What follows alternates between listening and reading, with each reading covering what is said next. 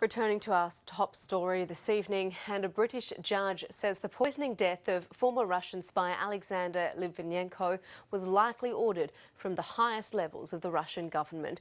The former KGB agent turned MI6 informant drank tea laced with the radioactive isotype polonium in a London hotel in November 2006. From his deathbed, Litvinenko accused President Putin of ordering the killing. Well, let's get more now on the findings from the inquiry. Joining me via webcam from Moscow is Maria Lipman. She's an independent political analyst there. Maria, what do you make of the ruling?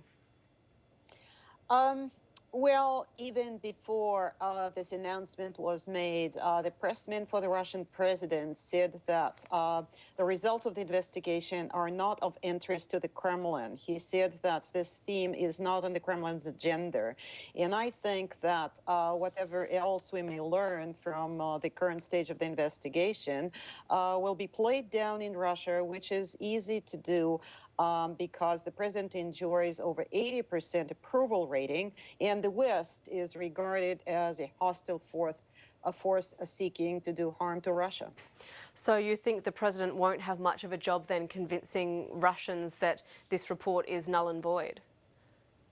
No, he will not. It will not take a lot of effort. No, I would say that in early years, the reaction was the same. Two truths, one in Russia, one elsewhere, one in Britain, first and foremost. And I would point out that the same two-truth situation was around the Malaysian jet that was downed over Ukrainian territory, with an overwhelming majority in the world convinced that it was done by the pro-Russian insurgents, while in Russia only 2 or 3% thought so, and the majority believed it was done by Ukrainians or abetted by Americans, maybe. So this two-truth situation is nothing new.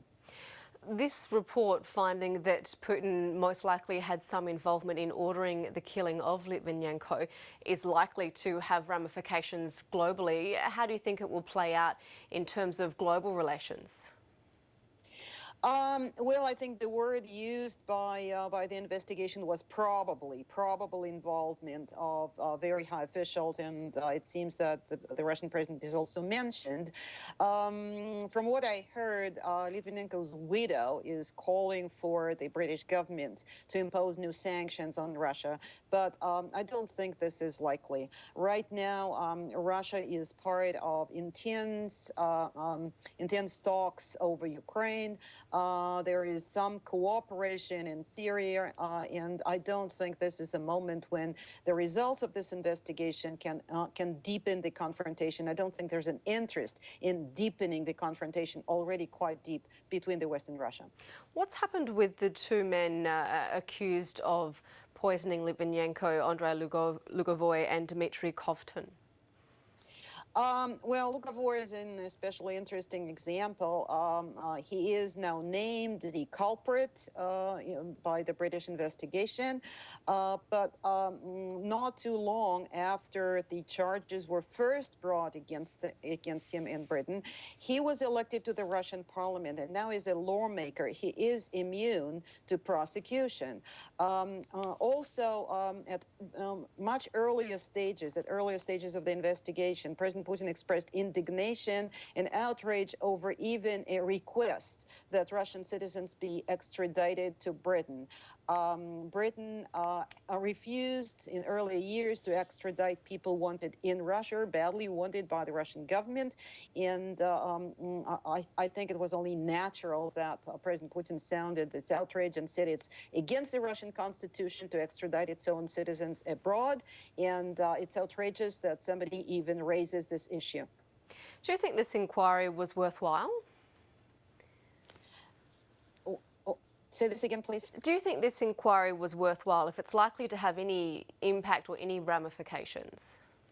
Well, I think it is certainly worthwhile for the widow, for those people who were seeking the truth in this horrific crime. But if we are talking about a desire to take revenge, the desire that, of course, naturally the widow feels. I don't think there will be political revenge as a result of this investigation. And indeed, this is not the moment when actually new sanctions may be imposed upon Russia, or Russia can be punished for this at the government level. Okay, Maria Lipman, an independent political analyst in Moscow, thank you for your insights. My pleasure.